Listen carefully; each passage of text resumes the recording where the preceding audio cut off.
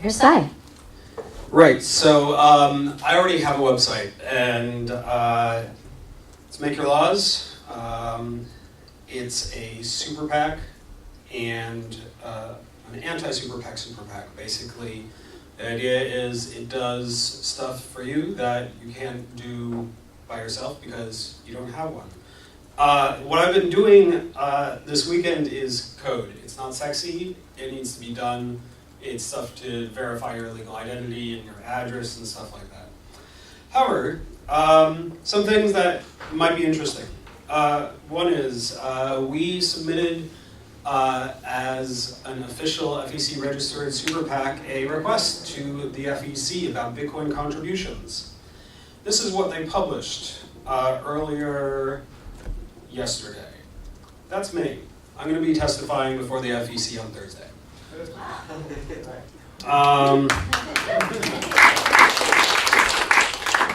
Another thing that we've got upcoming that we're going to be asking them about is whether you can make some what we call flexible earmarking.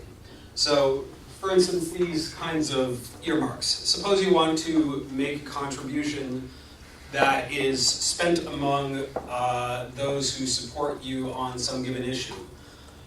Maybe you want to help kickstart some small campaign, an advertisement that you want to put on TV, which we can totally do for you. That's called independent expenditures. That's what super PACs are for. Maybe you want to contribute to like yes on Proposition X or no on Proposition X, but it's tiny and it doesn't have any money and you don't know if it's worth giving them $50. We can handle that. And you can also potentially give money based on the advice of people you trust in some particular area, because you can't follow everything. That's going to be the next thing we're going to ask the FEC. It's coming up soon, and I'm hoping to launch the site quite shortly. It's pretty close to having all the pieces tied together for the basics, and this is the advanced. Questions? Questions for Sai? So what is your opinion on Bitcoin donations to political campaigns? Because obviously there's, should there be a limit to that, or like, what are your thoughts? That's our opinion. If you go to makeyourlaws.org/FEC/Bitcoin, we have a very specific proposal. I would say that there is a regulation in current law that says that cash contributions can only be made up to $100, even if they are identified. And I believe that the reason Congress wrote that regulation in the US Code, actually, is because cash is basically hard to trace. So our proposal makes Bitcoin contributions adequately identified, so we do know who you are, and we are doing basic accounting on that contribution.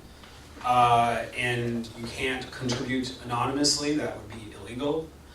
To a PAC, you can to a C4. But we don't think that it rises to the level of traceability that, say, checks, PayPal, etc. do. However, an FEC advisory opinion, as they like to say, is a shield and not a sword. So what we did is we just put in our request. We're not going to take more than $100. If someone else wants to lobby the FEC to remove that restriction, they can do so. Otherwise, they can rely on our request and do it our way. There you go. Who else has a question? I think I saw a hand over here.